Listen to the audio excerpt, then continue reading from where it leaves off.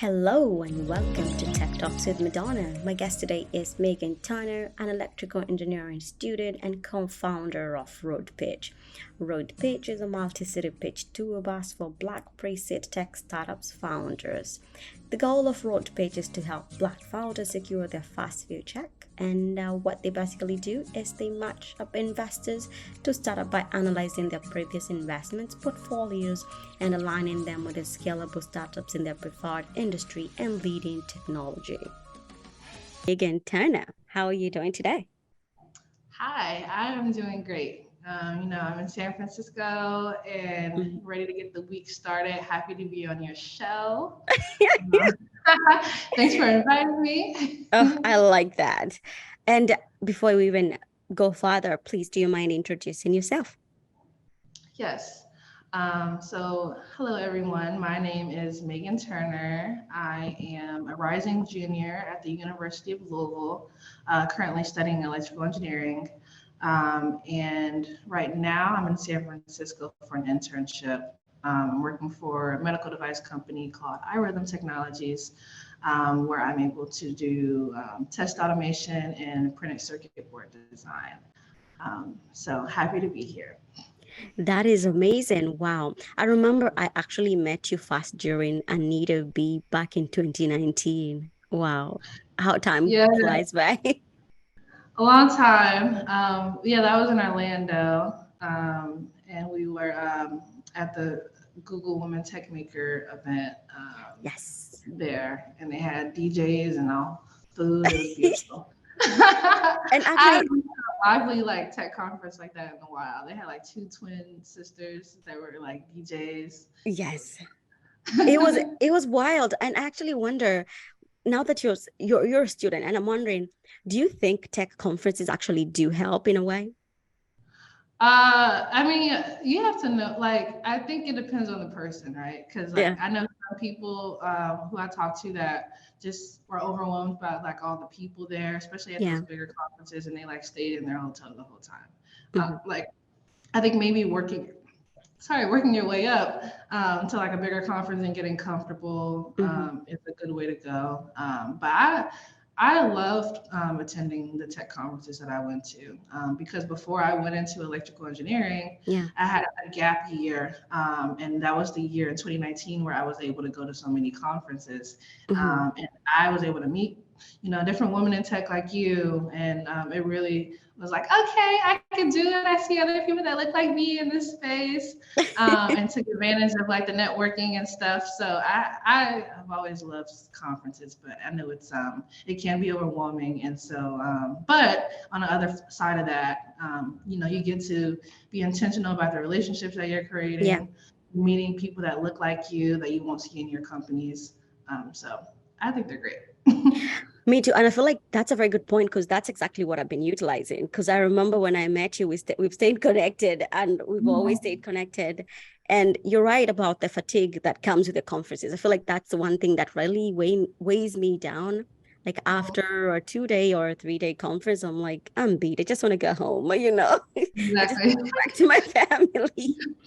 Now, let's get back to the tech part of site. I do know I think early this year we spoke and you were actually looking for people to actually join your tour buys. And Yeah. that was pretty interesting to me. And I wanted to know exactly what you're doing. And you are now you added, I know you did not mention this in the beginning, but you did add a co-founder of RoadPitch into your title. So I wanted to hear a little bit of that. And please, if you don't want to go into very big details, just go into the details where you feel comfortable. But please tell us Yeah. more about RoadPitch. Yeah. Okay, so I mentioned in 2019, that's the year that I wasn't in school when I was going to all these tech conferences. That's also the year that I had my introduction to what you were talking about, Startup Bus. And so at that time in 2019, I was a participant in one of the riders. And just to kind of sum up what Startup Bus is, it's multiple buses around the country full of about 30 people. So designers, developers, project managers, and none of the people on each bus know each other. So essentially strangers. right? When they get on the bus, they have to pitch a startup idea, try to convince the other people on their bus to form a team, and of course, they want the strongest team. And then they have 3 days from where they start on that bus. So, for example, New York, Mm-hmm. to where they end and meet all the other buses. So sometimes it's Austin, Texas, sometimes it's New Orleans. They have 3 days to form a startup and create a working MVP. Wow. Yeah, it's a lot. It's crazy. It's intense. It's very rewarding on the flip side of that. And so in 2019 is when I discovered it from a Facebook page that I'm in called Hackathon Hackers. It's Yeah. full of a lot of people that like or love hackathons. And so that's how I discovered it. And they happen to have an Ohio bus Mm-hmm. from Cincinnati, Ohio. Yeah. So that was great. I went to New Orleans. Mm-hmm. This year, they asked me to lead one of the buses. And so I led a bus called Startup Bus Advancing Black Entrepreneurs. Yeah. So there was like our bus, there was Startup Bus Latinx and Tech, there was Startup Bus New York, Startup Bus San Francisco. All these buses met up in Austin, Texas this year. But when I spoke to you, Yeah. I was doing the recruiting, the fundraising, the route planning, all for my specific bus. And so it's great. We were able to form 4 startups on our bus in particular. Wow. That's Yeah, amazing. Congrats. yeah. It was. We had. I mean, it was the people. It was an amazing group of people during Yeah. the recruiting. I think that's where we did a good job. We were able to find a lot of talented people, and our route was specifically in the Midwest. Mm-hmm. Um, but we had some people from New York, the Bronx, like Atlanta, different places that joined our bus as well.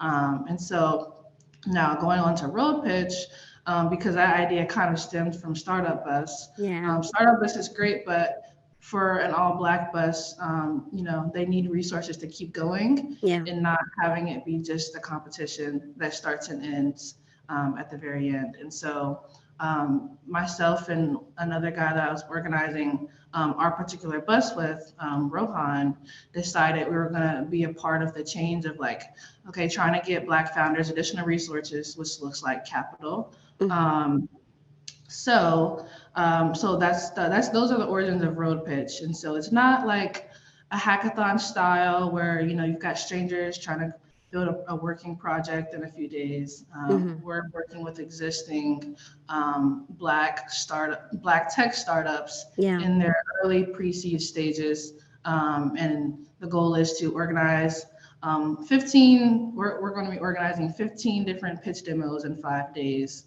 Wow. and connecting them to angel investors. So that's what we're working on next year. That is amazing. I mean, look at what you're doing at your age. That is amazing. And if anybody is listening out there, please go follow Meagan Turner because I feel like you're setting yourself up for success because that's amazing. Thank you. And I think, I always like to tell people because I'm going down, I'm studying electrical engineering, Yeah. and I've the year that I wasn't in school, like I Mhm. was really able to, I had the time to get introduced to these different spaces, and Yeah. it's influenced, just kind of where I am now and the direction that I want to go into, which I still am trying to figure out exactly what that looks like. Okay. But I feel just really blessed to be able to really just explore and move in the direction that gets me the most excited, and makes me feel like that I'm full of purpose in a certain way. So yeah. Wow. I mean, I think don't ever doubt that. I feel like you're already full of purpose. That's super Thank amazing. you. And And my school is mhm, also really supportive too, University yeah. of Louisville, because we started in Cincinnati, Ohio, our bus on our way to Austin for the Mm, startup bus, and our second stop was in Louisville. And my school is really supportive of the stop. The Louisville community in general was super supportive, and we had a lot of people in the startup space just show us a lot of love. So I think working and studying engineering, and then this new like startup ecosystem and like that I'm kind of starting to be a part of have collided in different ways, yeah. which is cool. They're not mutually exclusive. They work together, so that's Hmm. nice as well. That is great to hear. And I'm very proud of you. I mean, I feel like today I'm just going to be saying you're amazing. I'm proud of you the entire podcast.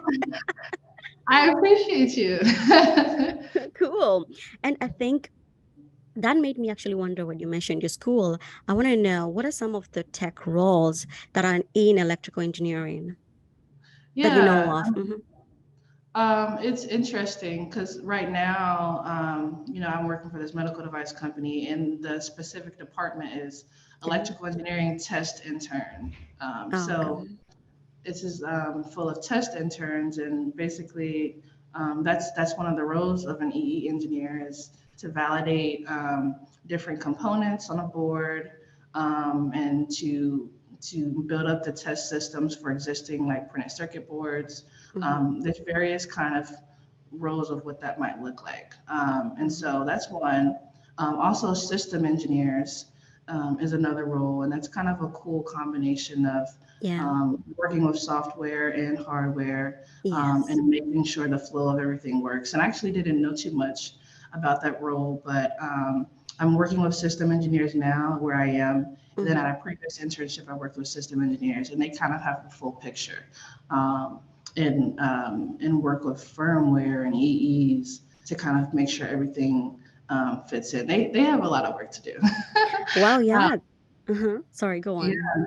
No, there's I mean you see EEs go into some EEs are managers, so they're like the project managers on their team, and they're Yeah. helping with distribute the resources in an effective way for the company, and also providing that EE knowledge for their team. So Yeah. we've got a project manager here, and Hmm. he's full of information. I don't directly report to him, Yeah. but I have one-on-ones with him to pick his brain about like Bluetooth and antennas, and and he's not specifically working on a project, but he also is also kind of working on all projects at the same time, Hmm. um, uh, because he's kind of leading and managing and making sure everybody has what they need.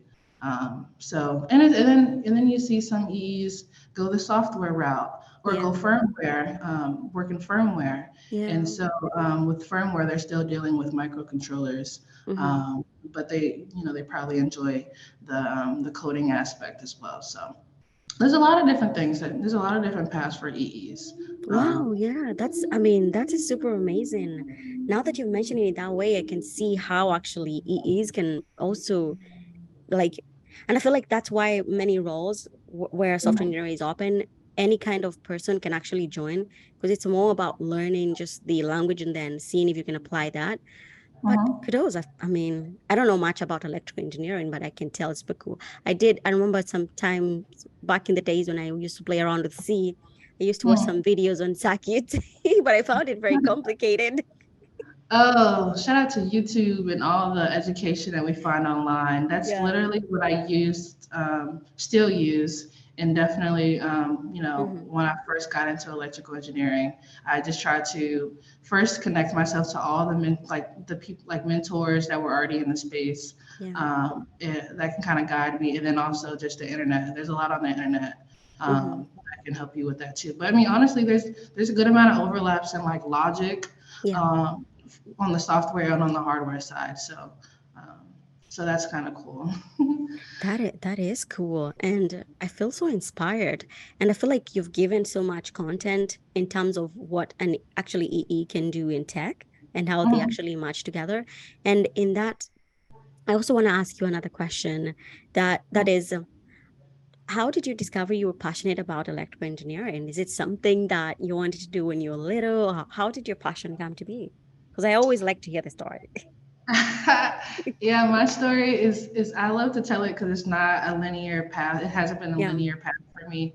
When I was little, I love to sing. I love fashion, and I loved to watch Disney. And I think on Disney and just different kids shows. They've got like the sci-fi sort of shows, Mm-hmm. and not even just Disney, but like Spy Kids, all that stuff where they like are using a cool technology. I think was always in the back of my brain, but I wasn't thinking engineering, and definitely not electrical at a young age. I just knew Mm-hmm. the different films and movies that I thought were cool.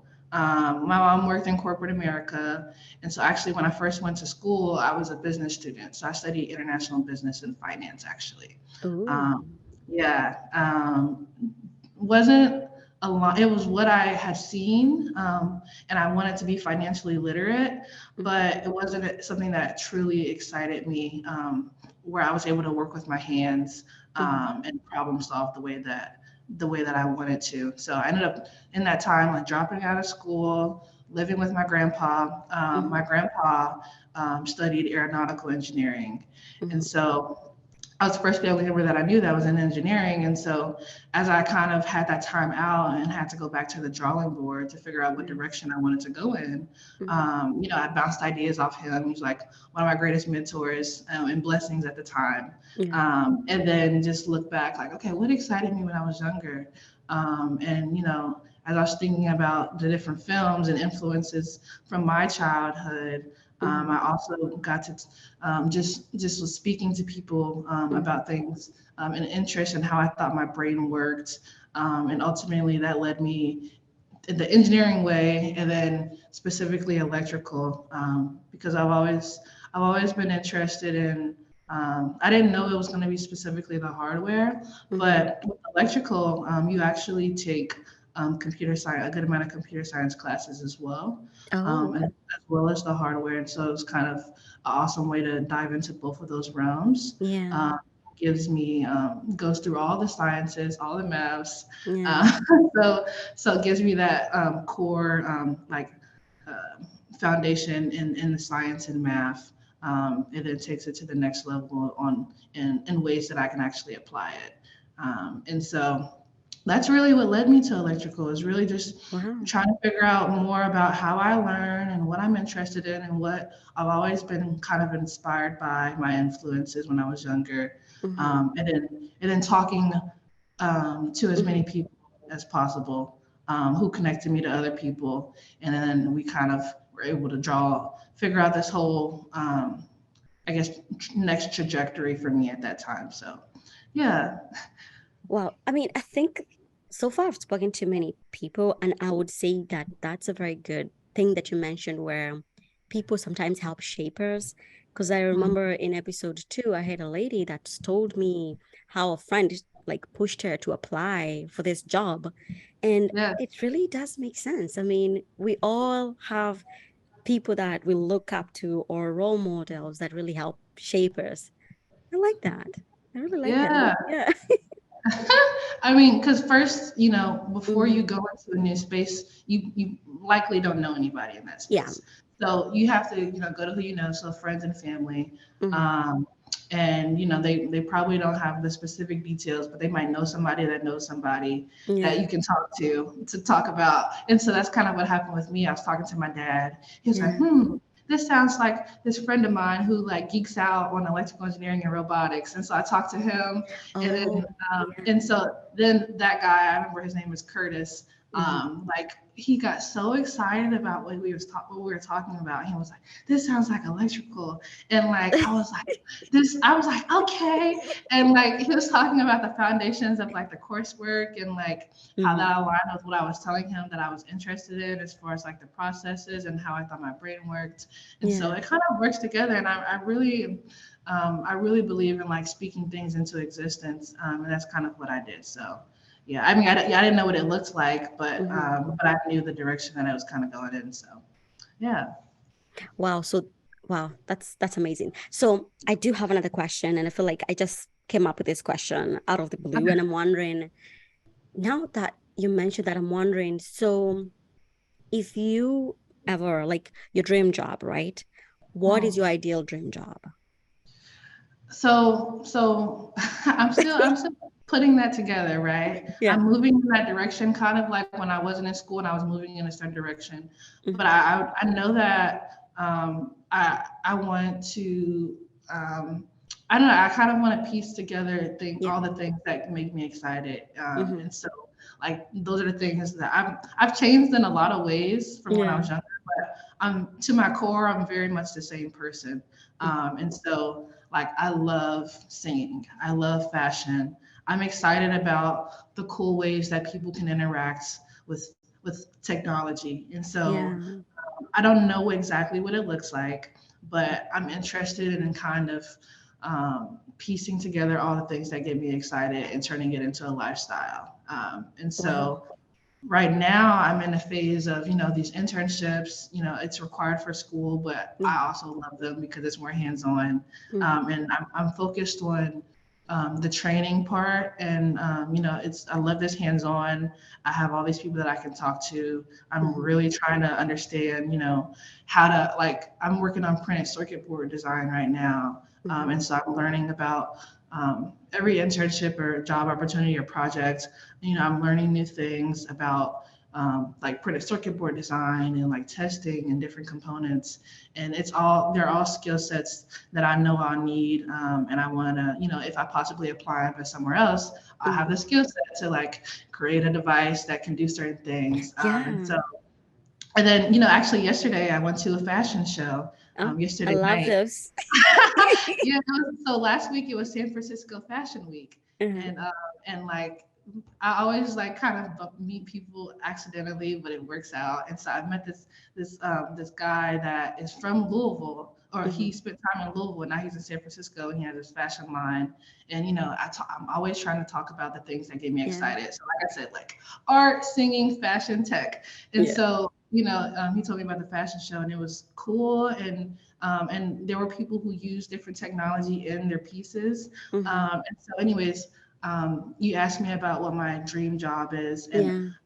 I don't know exactly what it is, but I Yeah. know that I'm doing everything like in my power right now to live in the spaces that get me excited, and eventually they'll merge, and I'll have a clear idea of what that looks like. But that's Yes. where I am right now. I love that answer because it's like you mentioned, it's always never linear. It's something that always keeps changing. Like today you might want to be a software engineer, and then tomorrow you're like, maybe I need to try a product manager. Maybe I need to try something different. Maybe even singing, Yeah, because singing is not bad too. I didn't know you could I sing. I love a good pivot. I love our pivot. I love when people can pivot. And people have kind of had to pivot a little bit with like Yeah. job loss, or Mm-hmm. trying to work through a difficult time like the pandemic or something. But I think even now people will say, you're young and you can explore. And I think at any age, I never want to be able to not explore cool, different spaces that excite me. I don't think it's something specifically for young people. And so it's like there's some uncertainty exactly of what that dream job looks like, Mm-hmm. but I'm excited. Question for you. And Okay. I'm wondering, I want us to go a little bit back on the road pitch. I know you didn't want to talk so much about it, but I was wondering if anybody is listening today and they have a similar, they want to find out more on how they can work with you or get in touch with you. Is there a way they can reach out to you? Yes. So we have a website. We're growing our social media right now. The people that would probably be interested in RoadPitch, which is, I mean, honestly, so, we're connecting founders, so Black tech startups in their like pre-seed stages with angel investors. And then specifically, we're starting in the Northeast. Mhm. So we're starting in Boston, we're going to New York, we're going to Philadelphia, Baltimore, and then we're ending in DC at the top of November, the first week. And so, likely, the people that would be interested in connecting are investors, or they know some Black tech startups that might be interested in joining this first cohort, Mhm. or they're just interested in the startup ecosystem. And so, yeah, I'm always welcome to chat with people, and so we've got a website. Excuse me.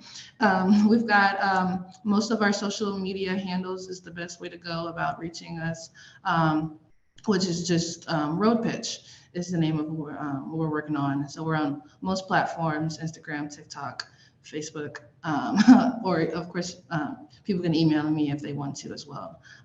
MEA Turner 22 at gmail.com.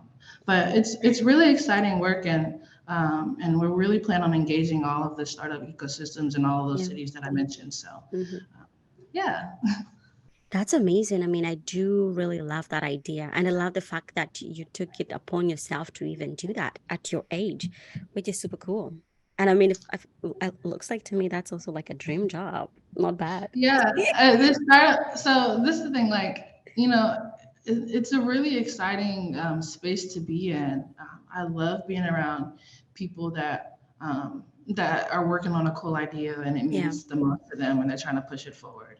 Yeah. And you've got, I don't know, it's scary being a founder for sure, and it's Yes. uncomfortable, but it's very rewarding. And so, eventually, I think it's likely that I'll be doing my own thing Hmm. in various different ways outside of Road Pitch. But right now, Hmm. like I said, like I've shown so much love from like the Louisville ecosystem. Cincinnati, we had some.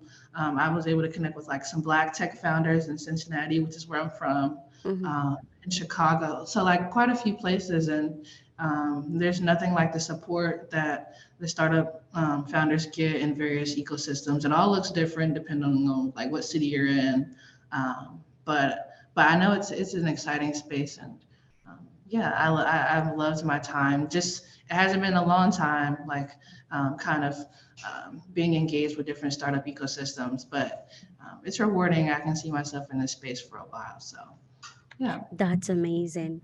Thank you so much, Megan, for joining us today. I am very proud to be talking to you. It's such an honor.